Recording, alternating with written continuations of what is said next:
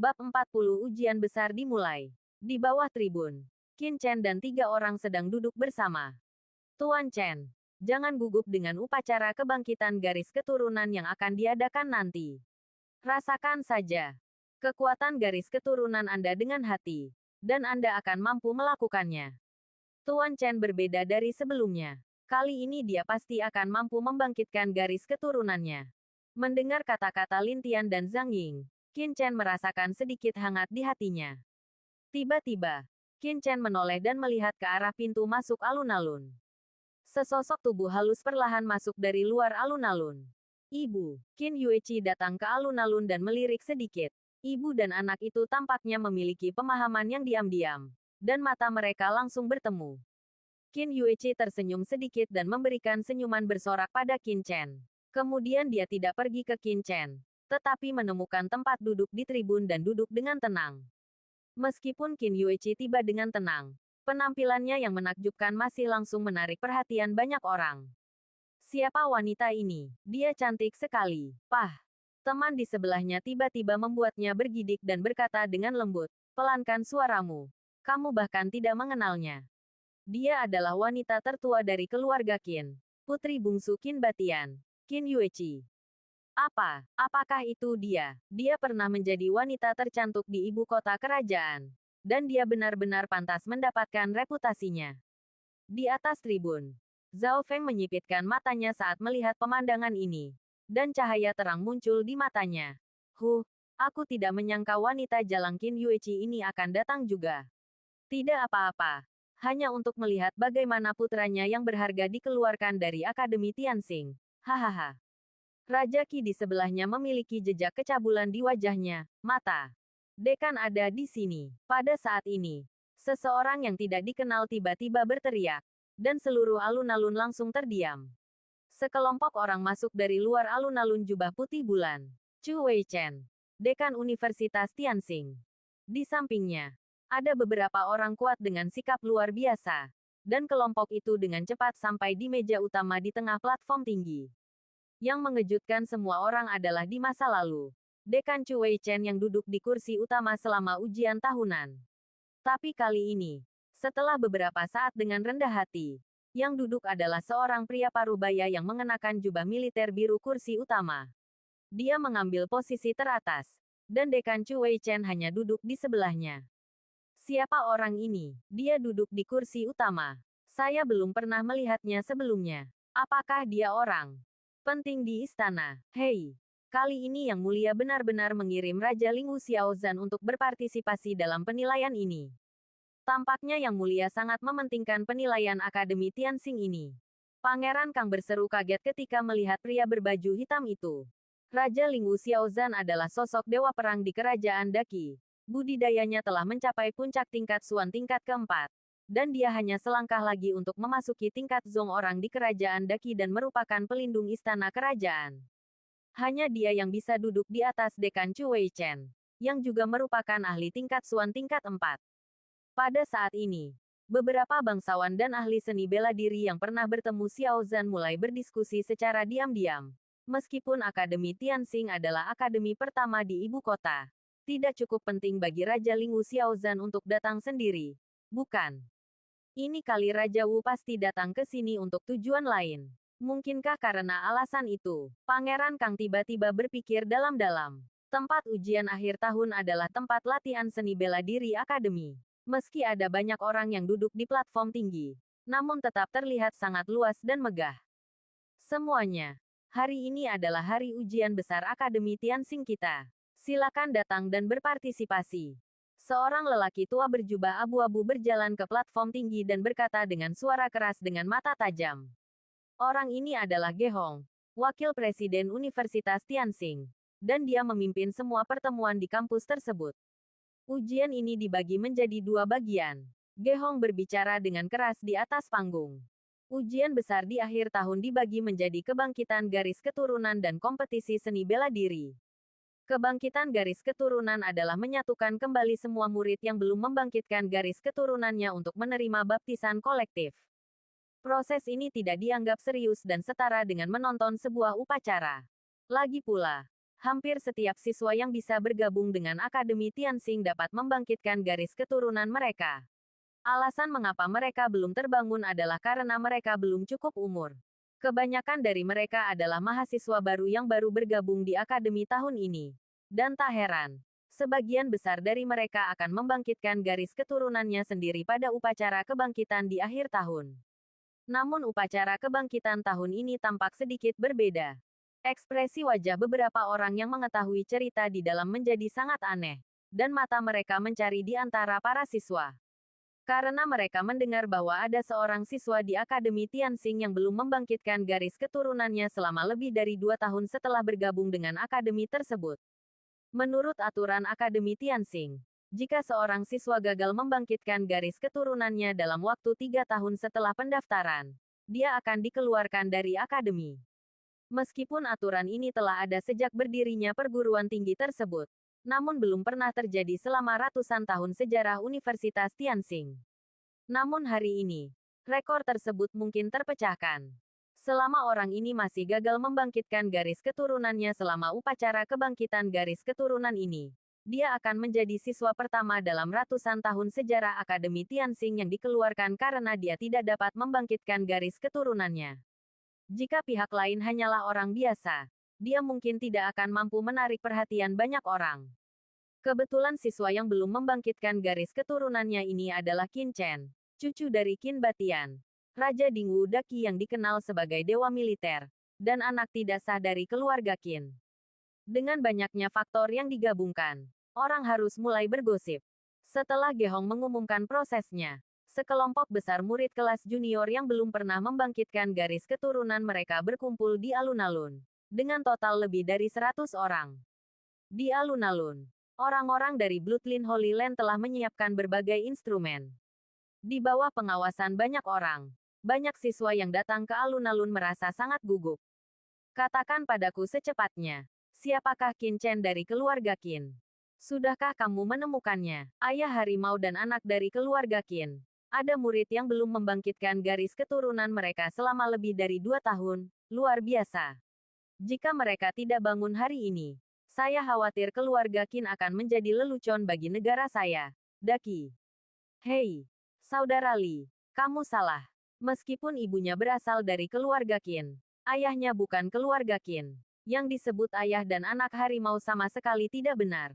Itu benar. Saya khawatir alasan mengapa garis keturunan Qin Chen tidak dapat dibangunkan adalah karena ayahnya. Bagaimana wanita tercantik di Daqi bisa menemukan pria seperti itu? Mungkinkah saat dia keluar, dia ada? Kamu tidak ingin mati. Jangan mengatakan sesuatu yang tidak masuk akal. Hati-hati dengan kepalamu. Di tengah kebisingan kerumunan, Qin Fen dan yang lainnya menatap Qin Chen dengan mata sinis sudah diperbaiki. Mereka tercengang karena mereka menemukan bahwa Qin Chen tidak berniat bangun dan memasuki alun-alun. Bab 41 Gayung bersambut. Qin Chen. Giliran siswa yang belum membangkitkan garis keturunannya untuk menerima baptisan garis keturunan. Mengapa kamu masih duduk diam? Apakah kamu ingin lewat? Qin Fen tiba-tiba berdiri dan berteriak pada Qin Chen di depan semua orang, dan merasa sangat bahagia. Haha. Qin Chen pasti takut dia tidak akan bisa membangkitkan garis keturunannya. Jadi dia tidak berani naik. Teriakan keras Qin Fen segera memusatkan perhatian semua orang pada Qin Chen. Qin Chen, ada apa denganmu? Lin Tian tampak khawatir dan bertanya pada Qin Chen dengan suara rendah. Zhang Ying berdiri dan berteriak dengan marah. Qin Fen, omong kosong apa yang kamu bicarakan? Tuan Muda Chen belum siap. Mengapa kamu begitu cemas? Kaisar benar-benar tidak terburu-buru membunuh Kasim. Zhang Ying, kamu pikir kamu ini siapa? Kamu berani berbicara denganku seperti ini? Qin Fen memandang Zhang Ying dengan jijik dan tertawa keras. Belum siap, haha. Lihat panggungnya. Semua orang sudah siap. Apakah dia satu-satunya yang belum siap? Menurutku dia tidak memiliki kepercayaan diri untuk membangkitkan garis keturunannya. Jika Anda ingin lolos begitu saja. Ya, untungnya keluarga Qin saya telah mengusir ibu mertua yang tidak berguna ini. Jika tidak, Anda berusia 16 tahun dan bahkan belum membangkitkan darah Anda keluarga. Qin Chen, jika aku jadi kamu, bagaimana aku bisa tetap hidup di dunia ini? Aku seharusnya sudah mati sejak lama. Hei, Keluarga Qin telah mengusir Qin Chen. Banyak pejabat yang hadir segera menangkap sedikit informasi dari kata-kata Qin Fan. Omong kosong apa yang kamu bicarakan? Orang sepertimu akan mati lebih dulu. Zhang Ying sangat marah hingga seluruh tubuhnya gemetar. Zhang Ying, jangan bicara omong kosong padanya. Qin Chen duduk diam di tribun, mengabaikan teriakan Qin Fan. Tampak tenang dan tenang, seolah-olah dia sedang menonton badut. Tidak jauh dari situ, Qin Yueqi memandang Qin Chen dengan cemas. Tangannya terjalin erat, dan merasa patah hati saat melihat Qin Chen ditanyai. Qin Chen, kamu ada dalam daftar. Kenapa kamu tidak naik ke panggung? Seorang instruktur perguruan tinggi yang sedang melakukan upacara kebangkitan tiba-tiba melihat daftar di tangannya, mendatangi Qin Chen dalam beberapa langkah, dan berkata dengan nada buruk. Pria ini memiliki sepasang mata segitiga, mulut tajam, dan pipi monyet. Dia tampak sangat menyedihkan. Tatapan dinginnya seperti pisau, dan jatuh dengan keras ke arah Qin Chen. Seolah-olah dia marah karena telah mengganggu ketertiban penilaian. Nyonya, ini mentor Gousu yang kami suap. Tanpa dia, upacara kebangkitan garis keturunan Qin Chen hari ini tidak akan pernah berhasil. Qin Yong segera berkata di telinga Nyonya Zhao. Nyonya Zhao tersenyum sinis, menyipitkan matanya dan berkata, "Baiklah, mari kita tunggu dan tonton pertunjukannya." Setelah mengatakan itu, dia melirik ke arah Qin Yueqi, yang wajahnya sedikit pucat, dan berkata dengan bangga di dalam hatinya, "Kamu jalang kecil. Kamu masih seperti ini sampai sekarang. Terlihat berwibawa. Nanti aku lihat bagaimana kamu menangis. Hahaha." Petik 2. Raja Lingwu Xiaozan dan Dekan Chu Weichen sedikit mengernyit. Ketika Wakil Presiden Ge Hong, yang bertugas memimpin, melihat pemandangan ini, dia segera berdiri dan berkata dengan suara yang dalam, "Qin Chen, mengapa kamu tidak menerima baptisan darah?" Chen dan memahaminya. Siswa ini berlatih sangat keras, dan Ge Hong sangat mengaguminya. Sebagai akademi, dia pasti tidak mau menyerah pada siswa manapun tidak membangunkan garis keturunannya selama 3 tahun berturut-turut, maka dia akan melakukannya. Sebagai upaya terakhir, dia hanya bisa dipecat. Di hadapan semua orang, Qin Chen berdiri perlahan dan berkata dengan tenang, "Wakil Dekan G. Bukan karena para siswa tidak ingin berpartisipasi dalam kebangkitan garis keturunan, tetapi garis keturunan siswa telah terbangun." Membuat semua orang terkejut. Haha. Garis keturunanmu telah terbangun. Qin Fan sepertinya telah mendengar lelucon lucu. Setelah tertegun, dia tertawa tak terkendali dan berkata dengan nada meremehkan, "Qin Chen, untuk menipumu, kamu bahkan melakukan ini. Itu bohong sekali. Keluar. Jika Anda dapat membangkitkan garis keturunan Anda, bukankah seekor babi betina dapat memanjat pohon?" Dia mengangkat tangannya ke arah Wakil Presiden Ge dan berkata, "Tuan, Wakil Presiden, di mata para siswa, hal semacam ini pengkhianat harus dikeluarkan langsung dari kampus. Tentu saja. Mengapa memberinya kesempatan lagi?" Usulan Qin Fan menarik persetujuan sekelompok orang. Ya, siswa seperti ini harus dikeluarkan dari akademi secara langsung. Berbohong di depan dekan dan orang dewasa adalah kejahatan yang tidak bisa dimaafkan. Bagaimana Anda bisa menjadi murid Akademi Tianxing saya jika Anda bahkan tidak memilikinya integritas paling dasar? Sekelompok orang termasuk Wei Zhen dan Wei Zhen mencemooh penonton dan memandang Qin Chen dengan jijik. Mereka tidak berani langsung menyusahkan Qin Chen, tetapi akan sia-sia jika mereka tidak menangkapnya. Kesempatan untuk memukuli anjing yang tenggelam itu. Pada saat ini, semua orang di atas panggung melihat ke arah Qin Fan yang mencibir berulang kali, dan tidak bisa menahan diri untuk berpikir. Mereka mengatakan bahwa ibu dan anak Qin Chen tidak diterima di keluarga Qin. Dan sekarang tampaknya ini adalah memang demikian. Qin Chen, tahukah Anda apa kejahatan menipu akademi? Wakil Presiden G. Saya mengusulkan agar Qin Chen dikecualikan dari kualifikasi ujian dan dikeluarkan dari akademi. Gousu juga sangat gembira. Dan dia menerima kualifikasi Nyonya Zhao manfaatnya. Tujuannya adalah untuk membuat Qin Chen gagal dalam penilaian. Siapa yang tahu bahwa Qin Chen tidak mematuhi pengaturan akademi? Bukankah akan lebih mudah jika dia bisa dikeluarkan secara langsung? Ge Hong memandang Gousu dengan tidak senang, dan para siswa hanya membuat keributan. Qin Chen, kamu bilang kamu telah membangkitkan garis keturunanmu. Apakah kamu punya bukti? Ge-hong berkata dengan suara yang dalam. Qin Chen mengerutkan kening. Dia lupa bahwa kebangkitan garis keturunannya belum diverifikasi oleh Master Garis Keturunan dari Tanah Suci Garis Darah. Dia hanya bisa berkata, tidak. Para siswa terbangun dengan sendirinya. Hahaha. Bangunlah sendiri. Sebelum Qin Chen bisa menyelesaikan kata-katanya, Qin Fan sudah memegangi perutnya dan tertawa terbahak-bahak. Dia melengkungkan tubuhnya dan tertawa begitu keras hingga air mata hampir keluar. Kamu bisa bangun sendiri. Siapa yang telah membangkitkan garis keturunannya dan bukan seorang jenius terkenal di kerajaan? Kamu, pecundang, bisa membangkitkan garis keturunanmu sendiri. Itu konyol. Haha, hahaha. Ada keributan diskusi di lapangan. Dan banyak orang memandang Qin Chen dengan kasihan konyol. Itu karena dia takut dia tidak akan bisa membangkitkan garis keturunannya dan ingin menyelesaikannya. Sayangnya, bagaimana Raja Dingu Qin Batian yang perkasa bisa memiliki cucu seperti itu? Tidak ada bukti. Tapi dia secara keliru mengklaim telah membangkitkan garis keturunannya sendiri. Wakil Presiden. Masalah ini sudah sangat jelas. Saya yakin Qin Chen memiliki niat jahat dan harus langsung dikeluarkan dari kampus sebagai peringatan kepada orang lain. Gousu mengangkat tangannya dan berkata dengan tegas. Qin Chen melirik Gousu. Dia sepertinya tidak pernah menyinggung orang ini. Bukan. Bagaimana orang ini menargetkan dirinya sendiri? Dia terlalu malas untuk melihat orang lain. Dan berkata kepada Ge-hong, Wakil Presiden Ge, tes darahnya sangat sederhana.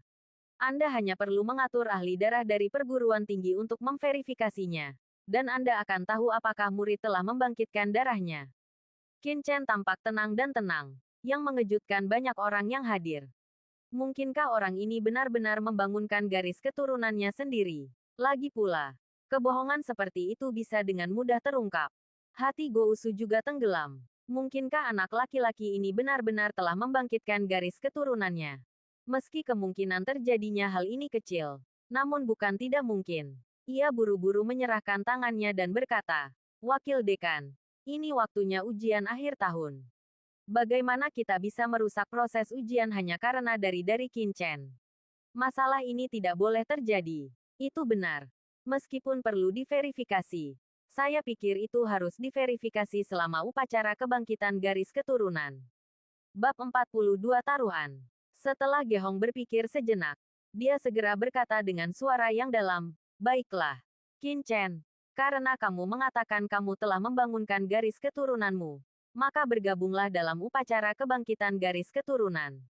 Selama kamu menunjukkan aura garis keturunan apapun selama pembaptisan, kamu akan lulus penilaian.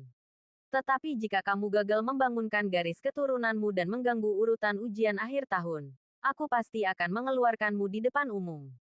Nada suara Ge-hong tegas dan suaranya seperti bel. Qin Chen menangkupkan tangannya dan berkata, Ya. Qin Fan memperhatikan Qin Chen berjalan ke alun-alun dan tidak bisa menahan diri untuk tidak mencibir. Wakil Presiden Ge sangat baik. Qin Chen jelas ingin lolos. Tetapi dia bahkan memberikannya dia sebuah kesempatan. Akan aneh jika limbah ini dapat membangkitkan garis keturunannya. Qin Chen berhenti. Berbalik dan berkata, Qin Fan, kamu terus mengatakan bahwa aku ingin lolos begitu saja. Tetapi kamu berani bertaruh denganku. Petik 2. Taruhan apa? Jika saya tidak membangunkan garis keturunan saya dan pembaptisan selesai, saya akan siap membantu Anda. Tetapi jika saya membangunkan garis keturunan saya tidak akan melakukan apapun kepada Anda. Selama Anda menggonggong beberapa kali seperti anjing di alun-alun ini dan berteriak bahwa kamu bodoh, bagaimana denganmu? Kamu idiot. Kenapa? Kamu tidak berani, kata Qin Chen sambil setengah tersenyum. Apakah aku tidak berani? Senyuman Qin Chen segera membuat marah Qin Fan. Dia menatap Gousu dengan tenang. Hatinya langsung menjadi tenang. Dan dia mencibir, karena kamu bersikeras mencari kematian, maka aku akan membantumu. Dengan begitu banyak orang yang menonton. Tuan Qin, tolong jangan mengingkari janjimu. Qin Chen tersenyum dingin dan berjalan ke alun-alun. Setelah masalah Qin Chen, penilaian akhir tahun tiba-tiba menjadi menarik. Dua anak dari keluarga Qin benar-benar berkelahi di depan umum. Dan para bangsawan dan bangsawan yang hadir merasakan aura halus darinya. Kamu berdiri di sini. Gousu membawa Qin Chen ke sepotong kristal putih dan berteriak dengan dingin. Pada saat ini, lebih dari 100 siswa yang belum membangkitkan garis keturunan mereka berkumpul di tengah alun-alun. Setiap siswa memegang kristal putih di tangannya. Pembaptisan kebangkitan dimulai. Seorang instruktur garis keturunan dari Akademi Tianxing berdiri di tengah alun-alun dan berteriak dengan keras. Kemudian, cahaya putih berkabut tiba-tiba muncul di atas seluruh alun-alun, dan aura suci tiba-tiba menyebar. Kebangkitan garis keturunan Universitas Tianxing pada akhir tahun diselenggarakan bersama oleh Universitas Tianxing dan Tanah Suci Garis Darah Ibu Kota Kerajaan. Tanah Suci Garis Darah mengirimkan 5 master garis keturunan tingkat pertama untuk berpartisipasi dalam upacara kebangkitan. Wow, kekuatan bimbingan yang kuat menyelimuti seluruh kotak. Kristal putih di tangan banyak siswa menyala satu demi satu, dan setiap siswa diselimuti cahaya putih. Di tribun, tangan Qin Yueqi tiba-tiba mengepal erat dan dia menatap Qin Chen dengan gugup. Bukan hanya dia, hampir lebih dari separuh orang yang hadir di tempat kejadian semuanya fokus pada Qin Chen. Saat kekuatan darah yang kuat beredar, tubuh Qin Chen diselimuti cahaya putih, tetapi tidak ada kekuatan darah yang muncul sama sekali. Haha, izinkan saya mengatakan, apakah ini Qin Chen pembohong? Semua orang sedikit mengernyit, tapi tidak mengatakan apapun. Upacara kebangkitan baru saja dimulai, dan belum menjelaskan semuanya. Tiba-tiba, auman harimau terdengar di lapangan, dan hantu harimau tiba-tiba muncul di atas kristal di tangan seorang siswa berusia 12 tahun dengan penampilan yang agak kekanak-kanakan. Harimau merah itu mengaum ke langit, mengeluarkan warna merah halo, dan perpaduan anak muda itu memusingkan. Seseorang telah membangkitkan garis keturunannya. Dia adalah Gao Hong dari kelas junior, putra kedua dari wakil komandan tinggi pengawal ibu kota kerajaan. Garis keturunan macan merah. Gao Hong telah membangkitkan garis keturunan macan merah kelas 2 ketika dia baru berusia 12 tahun. Dia memiliki masa depan yang cerah. Haha. Aku mengadakan jamuan makan malam di mansionku malam ini. Jika kamu punya waktu luang, silakan datang dan nikmatilah di mansionku. Wakil Komandan Gao sedang duduk di mimbar lingkungan sekitar. Hehe. Dia membangunkan garis keturunan kelas 2 pada usia 12 tahun. Dan jauh lebih kuat dari beberapa sampah. Qin Fen mencibir berulang kali, terus-menerus mengejek Qin Chen. Bas, di alun-alun. Kristal putih di depan setiap siswa menyala. Merah, oranye, kuning, hijau, biru dan ungu. Warna-warninya sangat indah. Dan banyak garis keturunan berbeda ditampilkan di depan semua orang. Di antara mereka, kebanyakan orang telah membangkitkan garis keturunan kelas 1. Dan sedikit yang telah membangkitkan garis keturunan kelas 2. Jika ada yang melihat lebih dekat, mereka akan menemukan bahwa sebagian besar dari mereka yang telah membangkitkan garis keturunan kelas 2 adalah anak-anak bangsawan ibu kota kerajaan. Sementara hampir semua rakyat jelata telah membangkitkan garis keturunan kelas 1. Pada saat ini, siswa yang telah membangkitkan garis keturunan mereka mencakup sekitar setengah dari lapangan. Setiap siswa yang telah membangkitkan garis keturunan mereka sangat bersemangat. Lagi pula, hanya dengan membangkitkan garis keturunan mereka dapat benar-benar masuk ke dalam barisan pejuang. Meskipun para siswa yang belum membangkitkan garis keturunan mereka sedikit kecewa, mereka tidak terlalu kecewa. Lagi pula, bagi sebagian besar siswa, membangkitkan garis keturunan mereka adalah masalah waktu. Hanya masalah waktu saja.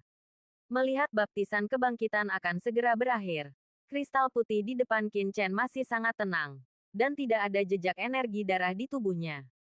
Jika pada akhir pembaptisan, dia masih belum menunjukkan energi dari garis keturunannya, maka apa yang dia katakan sebelumnya tentang membangkitkan garis keturunannya sendiri adalah salah. Haha, aku baru saja mengatakan bahwa anak ini jelas-jelas pembohong. Qin Fen tertawa dengan arogan dan berkata dengan penuh semangat kepada para siswa di sekitar tribun. Menipu akademi adalah kejahatan keji. Beberapa siswa di sekitar Qin Fen juga mencibir. Qin Fen, diamlah. Tuan Chen pasti akan membangkitkan garis keturunannya. Lin Tian dan Zhang Ying berkata dengan marah dengan wajah merah dan leher tebal. Qin Fen menatap mereka berdua dengan galak, dengan cahaya dingin berkedip di matanya. Dan mendengus dingin, kalian berdua telah berulang kali menyela saya. Saya akan menjagamu di masa depan. Berkata sambil tersenyum galak, Qin Fan. Tidak perlu khawatir. Babak selanjutnya adalah kompetisi seni bela diri. Saya tidak percaya kedua orang ini akan seberuntung itu sehingga tidak ada satupun yang jatuh ke tangan kita. Siswa lain mengerutkan kening dan berkata, saya khawatir. Mereka bisa, bahkan tidak menang di babak pertama. Aku bahkan tidak bisa lulus penilaian. Ini masalah. Tapi tidak apa-apa. Akan ada banyak kesempatan untuk memberi mereka pelajaran di masa depan. Hahaha. Beberapa siswa lain di sekitar Qin Fan tertawa bersama. Menatap Lin Tian dan Zhang Ying. Keduanya jahat. Di platform yang tinggi, Zhao Feng tampak bersemangat. Menatap Qin Yueqi. Tertawa di dalam hatinya. Qin Yueqi. Lihatlah putramu yang berharga. Bagaimanapun juga dia sia-sia. Dekan Chu Weichen sedikit mengernyit. Jika Qin Chen benar-benar dikeluarkan dari Akademi Tianxing, dia, sang dekan, tidak akan merasa malu di wajahnya. Qin Yueqi memandang Qin Chen dengan penuh kasih, melihat kristal yang masih putih di depan Qin Chen, dan perlahan mengendurkan tangannya yang terkepal. Cinta muncul di matanya, dan tiba-tiba cahaya tajam melintas di matanya. Dan dia bergumam, Potian, jika anak kita benar-benar tidak memiliki bakat seni bela diri, biarkan dia menjalani kehidupan normal. Berharap anaknya bisa menciptakan keajaiban. Namun pada analisa terakhir, keajaiban itu tidak terjadi. Di alun-alun, Qin Chen merasakan kristal putih di tangannya tanpa ekspresi, dan tiba-tiba mencibir di dalam hatinya. Sejak pertama kali dia menyentuh kristal di tangannya, dia menemukan bahwa kristal kebangkitan di tangannya jelas merupakan kristal mati. Zhao Feng yang kejam.